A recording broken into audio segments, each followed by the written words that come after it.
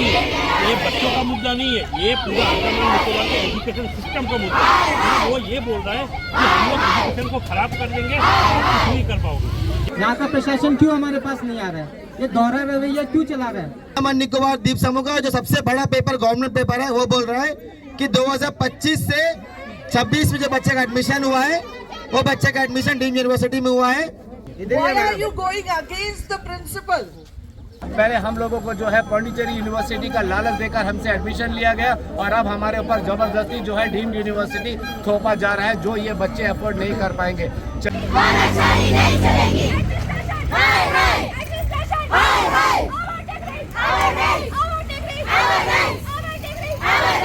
आप सभी ने हाल फिलहाल में न्यूज़पेपर में देखा होगा, अंडमान निकोबार एडमिनिस्ट्रेशन एक अच्छा मुहिम चला रहा है, प्रशासन आपके द्वार।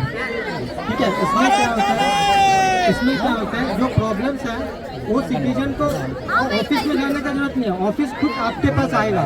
तो यहाँ पे क्या हुआ, चाहते हैं पर मैम आप आइए, हम बातचीत करते हैं। कोई 2-3 डेलीगेट नहीं जाएगा, 2-3 डेलीगेट लॉ कॉलेज वाले में गए थे सेक्रेटरी और डायरेक्टर के पास, कोई रिजल्ट मिला नहीं मिला। जहाँ पर भी मैं लिखकर देखा हूँ कोई नहीं मिलेगा। हम चाहते हैं हमारे प्रिंसिपल मैम को यहाँ पर आना चाहिए, आप आइए, हम वेट कर रहे हैं। हम आपको तो गेट पे वेट कर रहे थे, ठीक है चलो मैम है एसी में घूमती है, मैम को प्रॉब्लम होगा तो हम थोड़ा आगे आ गए, और हम तो आगे नहीं आ सकते तो हम थोड़ा 5 मिनट वेट करेंगे। मैम आती है तो ठीक है, नहीं आते वापस हम जहाँ गेट पे बैठे थे वहाँ पे जाएंगे, बस बात खत्म। और फीस गवर्नमेंट बोल रहा है, एडमिनिस्ट्रेशन बोल रहा है कि पूरा फीस जो है एडमिनिस्ट्रेशन बाहर करेगा, लेकिन 2025 से 26 जो बच्चे का एडमिशन हुआ है, वो बच्चे का एडमिशन पौंडीचेरी यूनिवर्सिटी में नहीं हुआ है, वो बच्चे का एडमिशन जो है डीम्ड यूनिवर्सिटी में हुआ है। लेकिन बच्चों को झूठ बोला गया था बस। बाकी आपके ऊपर डिसीजन है, जो पेपर में सर दिया था वो बता दिया आपको। हम आपका अगेंस्ट नहीं है मैडम। कौन बोला मैडम? आप लोग अभी नारा लगा रहे हैं। मैम आपका खिलाफ में एक नारा नहीं लगा मैम, आपको खाली हम लोग बुलाए हैं मैम। कुणाल मेरा बात सुनो, एडमिनिस्ट्रेशन का जो भी डिसीजन होगा हम एडमिनिस्ट्रेशन का डिसीजन को फॉलो करेंगे। और रही बात फी हाई की, वो नहीं होगी, there will be no fee hike. Fee hike का बात नहीं, पढ़ाई का बात है। पौंडीचेरी का जो फी है वही रहेगा, there will be absolutely no fee hike. Ma'am कितने सालों तक? Administration will decide that. If you ask me, Bhubaneswar, Kunal. नाम लेके क्या बोलते सारा बच्चे बोलिए ना। आप बीच में ना बोले please. You will not speak now. आप नहीं बोलेंगे। मैं अपने बच्चों से बोल रही हूँ, आप भी हो मुझे मालूम है, और मैं आपको जानती हूँ, आप कहाँ से आए हो वो भी मुझे मालूम है, ठीक है? तो आप मेरा बात सुनिए, एडमिनिस्ट्रेशन को अपना डिसीजन लेना है, दे विल डू इट। आपके जो रिप्रेजेंटेटिव है, आप मुझे अपना रिप्रेजेंटेशन दीजिए, आपका जो मुद्दा है give it to me, I will send it to the administration. मैं उनको दूंगी, आपका जितना भी ग्रीवेंसेस है, जो भी आपका एप्रीहेंशन है, आप मुझे लिखित में दे दीजिए। मैं एज प्रिंसिपल, मैं इस लेटर को, आपका रिप्रेजेंटेशन को, I will give it to my secretary education and secretary education will do the needful. Thank you. जय हिंद, जय भारत। आपने कह तो दिया, सुन के तो जाइए थोड़ा।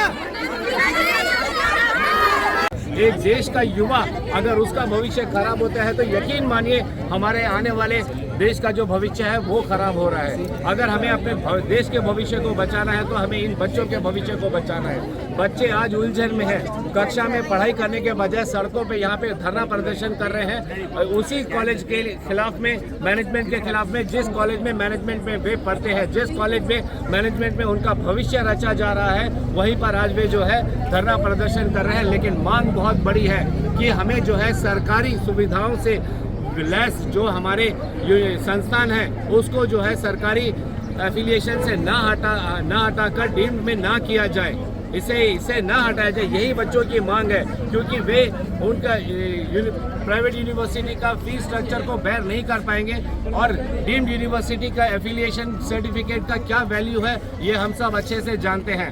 क्या फ़ायदा इन बच्चों का होगा जब ये 2, 2.5, 3, 4, 5 साल के बाद डीम्ड यूनिवर्सिटी का सर्टिफिकेट लेके निकलेंगे, हाँ, क्या इनको नौकरी मिलेगी? क्या ये आश्वासन सरकार प्रशासन दे रही है? बच्चों की यही सारी मांगे हैं। इन पर कोई भी आला अधिकारी अब तक यहाँ पर नहीं आया है इनके सवालों का जवाब देने के लिए। बच्चे इसी से दुखी है, चिंतित है और वे जो है अपना विरोध प्रदर्शन लगातार करते जा रहे हैं। बच्चों का यही, हम बच्चों से जब हमने बच्चों से पूछा तो बच्चों ने क्लियरली कहा कि वे खुद जानते हैं कि प्रधानाचार्य जी इस आदेश के खिलाफ में कुछ नहीं कर सकती है, क्योंकि वे खुद एक सरकारी नौकर है। लेकिन वे चाहते हैं कि प्रधानाचार्य जी के अलावा हमारे जितने भी सचिव हैं, शिक्षा सचिव जो है और मुख्य सचिव जो है, वे कम से कम इन बातों पर चिंतन करें, मंथन करें और कोई सुझाव दे मिनिस्ट्री लेवल में, ताकि वहाँ से कुछ तब्दीली हो।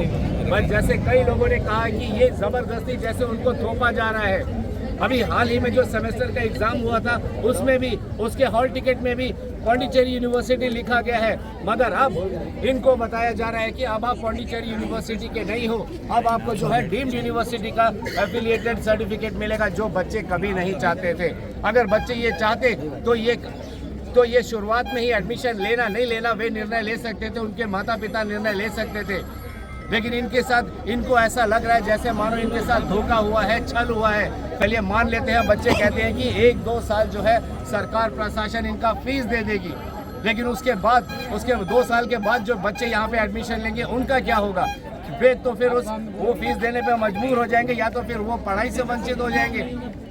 पढ़ेगा इंडिया तभी बढ़ेगा इंडिया, ऐसे बड़े बड़े स्लोगन्स लगाए जाते हैं हमारे केंद्र सरकार द्वारा। तो यहाँ पर बच्चे कह रहे हैं उनको पढ़ने का मौका ही नहीं दिया जा रहा है, उनसे उनकी पढ़ाई छीनी जा रही है, खासकर गरीब बच्चों से, जिनके पास पैसे हैं, जिनके माँ बाप अफोर्ड कर सकते हैं। चलिए वे अपने बच्चों को कहीं ना कहीं पढ़ा देंगे, यहाँ नहीं तो मुख्य भूमि में बैठ के पढ़ा देंगे, विदेशों में भेज के पढ़वा देंगे।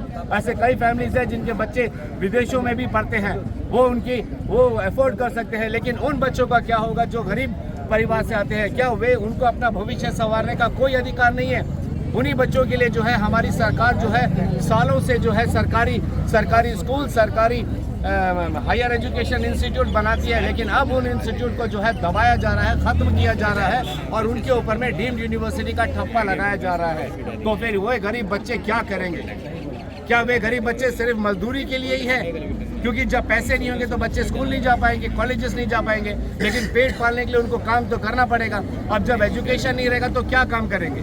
लेबर क्लास में ही जाएंगे। यानी कि एक गरीब बच्चा अपने भविष्य को संवारने का सोच ही नहीं सकता है। अगर आप गरीबी में पैदा होते हो तो आप वहीं पर अपने माथे पर लिखा लेना कि आप IAS, डॉक्टर, इंजीनियर नहीं बन सकते हो, आप सिर्फ लेबर क्लास में ही काम कर सकते हो। ये सारी चिंता इन बच्चों के दिलो दिमाग में चल रही है और इसमें कितनी झूठ है या कितनी सच है ये आप खुद इसका निर्णय ले सकते हो।